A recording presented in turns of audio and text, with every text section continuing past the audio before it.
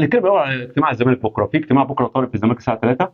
في اجتماع في مجلس اداره الزمالك ده عن اجتماع طارئ.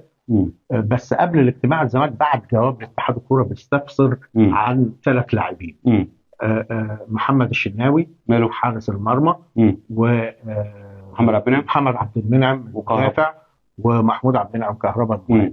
ال3 دول الزمالك بيسال هم واخدين انذارات في او طرد او استبعاد في مسابقات محليه. هيلعبوا السوبر ولا مش هيلعبوا؟ ده السؤال.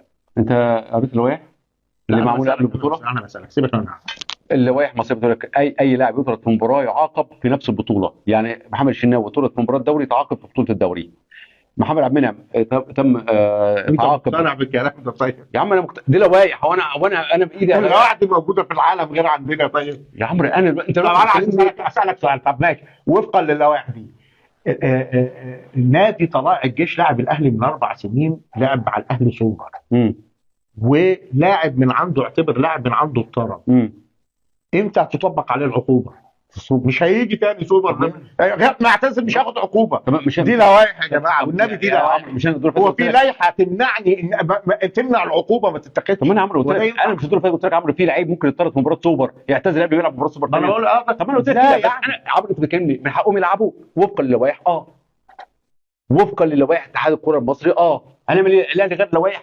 لا انا ما بتكلمش على الاهلي على فكره. طيب ماشي، على اتحاد الكوره مش اللوائح اللي معموله قبل انا عارف. انا بتكلم. انا بقول لك وفقا لوائح الاتحاد المصري اللي اعلنها قبل بدايه كل المسابقات ان اللاعب اللي يطرد في بطوله يتعاقب في نفس البطوله، في ذات نفس البطوله. ماشي، انا مش على فكره مش مختلف معاك ان الاهلي ملوش علاقه بالموضوع. انا بتكلم على اتحاد الكوره واللوائح. ايه اللوائح دي اللي ما شفناهاش الا في مصر؟ يعني انا بتكلم على اللائحه نفسها. لوائح يا جماعه، عايزين نعمل لوائح تحترم، الناس تحترمنا. عايزين نعمل حاجه الناس تحترمنا.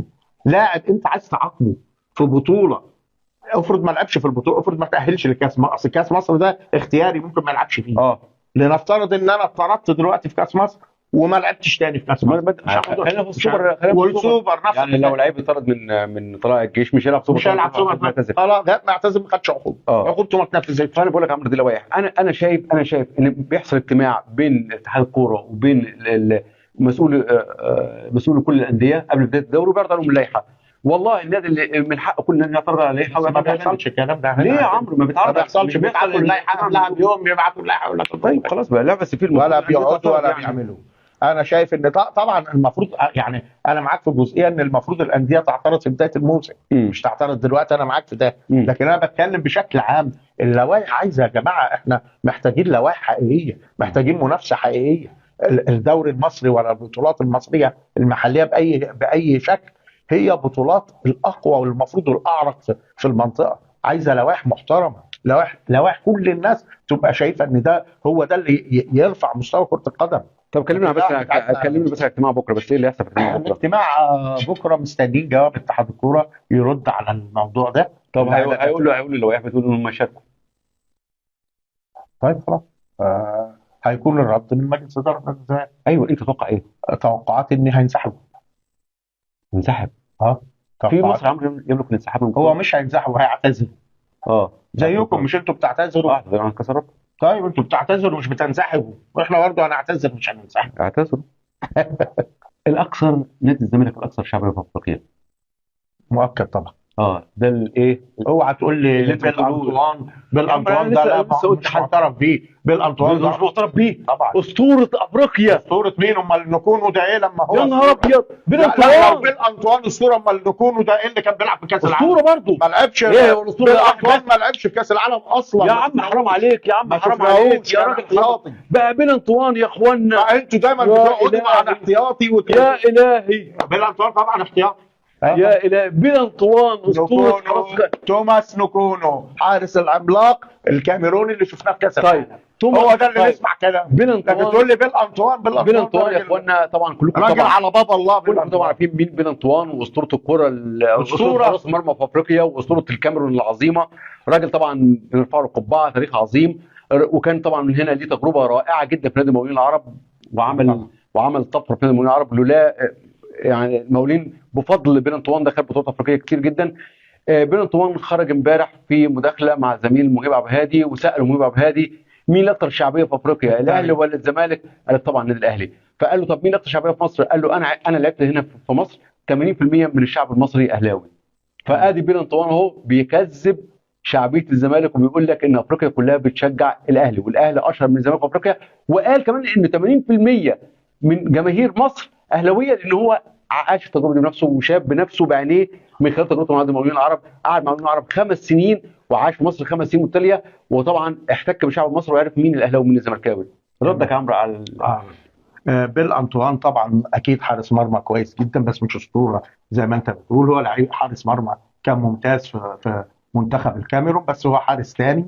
اي حارس او اي افريقي بتساله بيقعد يجاملك ويقول لك لا هو قناه الاهلي بيجاملك. يا عم هو بيجاملكم معلش، يعني ما فيش مشكله. عايزين تقولوا انتوا اكثر شعبيه في الكاميرون، ماشي يا عم انتوا اكثر شعبيه. افريقيا راجل بيلعب في افريقيا هو عايش عرفه في افريقيا، هو من الكاميرون يا عم. راح قاس لعبتكم بالمازوره في كل ايوه يا سيدي عارف ولا عمل بالسنتيمتر.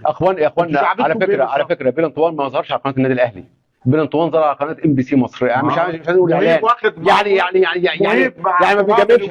هيجامل الاهلي ليه على قناه محايده؟ يعني هو مهيب الكلام ده ممكن تقول لو كان ظهر على قناه الاهلي. هو مش محايد. ليه مهيب؟ زملكاوي. هو منبر مش محايد، مش زملكاوي مهيب. لا طب يعني ما في ناس زملكاوي ضد الزمالك، ما فيش مشكله. بيل أنطوان حارس كويس، لكن الحارس الاساسي اللي ناخد بكلامه توماس نكونو. هو ده الحارس الاساسي. نكونو تصريحاته كلها والله لو جبت لك صامويل ايتو نفسه نكونو بيقول ان طب ايتو نفسه الزمالك طبعا. طب بلاش ايتو، اسد الكاميرون مين؟ اسد الكاميرون تمام قوي. قال لك لو جيت مصر العب فين؟ قال لك في الزمالك. طب التصريح ده انا دلوقتي اطلع دلوقتي اقول لكم جيميل ده ما بيلعبش كوره وان الاسطوره هو صامويل ايتو؟ لا، انا راجل عارف ان بيرن طوان اسطوره ونكون اسطوره وده اسطوره وده اسطوره. الراجل جيميل قال لك لو جيت في مصر هلعب الزمالك وتصريح كامل احترام للنجوم الافارقه. لكن الراجل لو قال لك 80% من شعب مصر اهلاوي. مين ده؟ بيرن طوان. قال ايه؟ 80% من شعب مصر اهلاوي. الراجل اسهم يعني راح ماشي. الراجل يا عم عاش 5 سنين في مصر هنا. خلاص بقى كده هو عالم ببواطن الامور. امال ما كانش يعرف كده. امال مين يعرف كده؟ ما فيش مشكله. انتوا شعبيتكم فعلا كبيره، بس 90% من شعبيتكم ما لهمش علاقه بكره القدم. هم بيشجعوا ولا علاقه بايه؟ حبا كده اهو، بيشوفوا مين اللي رايجه وبيمشوا وراها. معروفه يعني، احنا فاهمين. اللي بيشجعوا كره قدم في مصر نصهم بيشجعوا النادي الاهلي، نصهم بيشجعوا نادي الزمالك. 50-50 اللي بيفهم في كره القدم، اللي بيتابع كره القدم.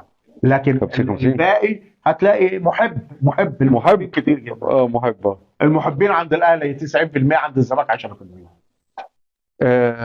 معلش انت صعبان عليا والله في اللي بتطرح قضايا بصراحه صعبه قوي. انت عرفت ان في لاعب مغمور في مصر بيلعب في الدوري المصري في كاس عالم؟ لاعب مغمور جدا. مين بقى؟ لاعب من نيجيريا بيلعب في الدوري المصري، ضموه لكاس العالم للشباب اللي هو يلعب في الارجنتين تحت 20 سنه. تخيلوا يا اخوانا الدوري المصري فيه لاعب مغمور.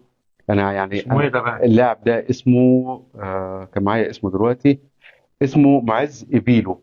ده بيلعب في مواليد 2004 بيلعب في فريق ديروت في دوري الدرجه الثانيه في مجموعه الصعيد. تخيلوا لاعب بيلعب في نادي ديروت هيلعب كاس عالم، والاتحاد النيجيري بعت له خطاب رسمي علشان خاطر يتم استدعائه، والولد هيسافر ويروح كده. تخيلوا نادي ديروت هياخد فلوس من مشاركه في كاس العالم. يعني تخيلوا نادي ديروت، يعني تخيل لما يكون اللاعب الوحيد يطلع من مصر عشان يشارك في كاس العالم للشباب في الارجنتين، بيلعب في الدوري الدرجه الثانيه في المغمور اللي هو نادي ديروت. مع تحياتنا طبعا، مع تقديرنا وحبنا لنادي ديروت طبعا. ده بيأكد حاجه مهمه جدا يعني. انا عمرو بصراحه لما لقيت الجواب ده حاجه ممتازه، ومبروك لنادي ديروت. طبعا مبروك لنادي ديروت يا عمرو. احنا صعيد عمرو عارفين طبعا ديروت مهمه في اسيوط. مبروك لنادي ديروت، وده انجاز مهم جدا، وده بيفتح قضيه مهمه جدا، هي فتح باب الاحتراف.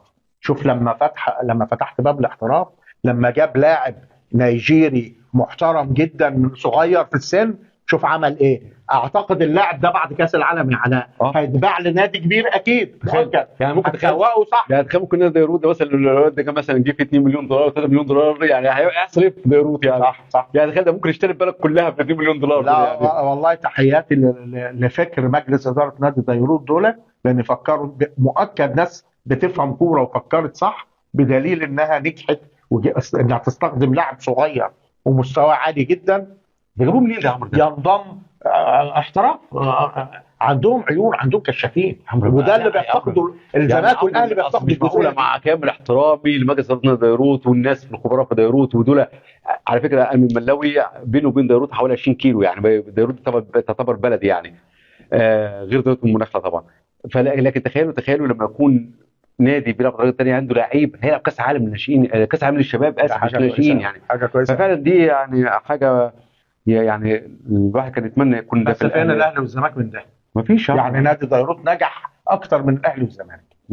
يعني ده نجاح يحسب لنادي ديروت اكتر من الاهلي والزمالك. احنا نسينا يا عمرو نبارك لفريق كره اليد سيدات النادي الاهلي، النهارده فاز بالدوري، استعاد الدوري، النهارده كسب سبورتنج واستعاد الدوري. وبكره طبعا في مباراه ملحميه بطوليه بين الاهلي والزمالك كره طايره، دي المباراه الفاصله في كاس مصر. الطايره يا عمرو، الاهلي والزمالك دلوقتي عاملين حاله في كره الطايره يعني. صحيح. المنافسه قويه جدا جدا، وانا مبسوط جدا، مبسوط جدا بالمنافسه. الطايره دي كانت دايما علاء يقول لك لو خسرنا شوط اعتبرني ان احنا بره. كان دايما يقعد يقول كده. من يوم ما قال الجمله دي علاء والله وعينك ما تشوف الا النور، الاهلي بيخسر على طول. ثاني يوم قلت لعمرو الاهلي كسب 2-0. ما حصلش والله اقسم بالله العظيم كسبنا 2-0 والله، من بعدها ما شفت النور. لكن عمرو، لكن انت مش سعيد بالمنافسه؟ طبعا حاله جميله جدا، كل ماتش رائع، شوط خامس، شوط فاصل، لا وكل شوط ما بتبقاش عارف مين هيكسب. يعني انت جات اخر لحظه المباراه متعلقه، لا عارف ده هيكسب ولا هيكسب. تحيه كبيره جدا للاثنين، للفرقتين. انا والله بجد بحيي فرقه الاهلي وبحيي فرقه الزمالك، الاثنين محترمين جدا، بيأدوا على اعلى مستوى. انا بصراحه يا اخوانا يعني اتفرجت على ماتشين الدوري الزمالك كسبهم، اعصابي كانت ضايعه يعني الاهلي يكسب شوط، الزمالك يروح كسب الشوطين، الاهلي يروح كسب الشوط الرابع، يلعبوا شوط فاصل، الزمالك يروح كاسب، يلعبوا ثاني يوم على طول ويوصلوا شوط والزمالك يكسب، يلعبوا كاس مصر، الزمالك يروح كسبان اول مباراه وخلاص وقرب يكسب ثاني مباراه. يعني لو كان كسب امبارح كان يبقى بطل كاس، الاهلي يروح كسبان الشوط الخامس ويأجل بتاع لبكره. فانا بصراحه مبهور جدا جدا جدا بالاثاره. بص بقى، دي المنافسه اللي احنا عايزينها. احنا عايزين ده في كل الالعاب. واللي يكسب والله ما حدش هيبقى زعلان على فكره. يعني انت بعد المستوى اللي بيقدمه الاهلي والزمالك اللي هيخسر فيهم حد هيبقى زعلان؟ لا مش هيبقى زعلان خالص. انا بحيي والله، هيحيي فرقته لانها عملت اقصى مجهود واقصى مستوى ليها، فبصراحه حاجه محترمه. لا دي المنافسه اللي احنا عايزينها. لا ولعيبه عمرو في الاهلي والزمالك لعيبه غير عاديه يعني نستثني الاثنين العمالقه عبد الله عبد السلام واحمد صلاح، دول خارج التصنيف طبعا، لكن الزمالك فيه رضا هيكل، في علبه او لعبه لعبه الكابتن احمد عاشور المدير الفني. لا بصراحه لا كلهم يعني انا شايف ان المستفيد الاول من المنافسه الرهيبه بين دي منتخب مصر يا عمرو يعني. عندك التحيه الكره الطايره. السنه دي الزمالك في الكره الطايره ابهرنا فعلا، قدم مستويات عاليه جدا. السنه اللي فاتت صحيح كان بطل دوري وكاس الزمالك، من بعد علاء ما قال عينك ما تشوف الا النور، ولا دوري ولا كاس، خلاص ما بيكسبوش حاجه. انتهت القصه. جينا وسط كوره هنا الاهلي حط على الزمالك، احنا اختفينا اول ما جينا وسط كوره حطينا عليهم كاس سوبر. اول ما جينا اول فكرتين ده خدنا السوبر، هوب خدنا كاس مصر، هوب هناخد دوري ابطال افريقيا وهناخد الدوري المصري باذن الله. دوري ابطال افريقيا ان شاء الله. حاضر انت طبعا باذن الله. ماتش الزمالك ما فيش حاجه يلعبها غير السوبر. عندنا السوبر ان شاء الله نكسبكم في السوبر باذن الله.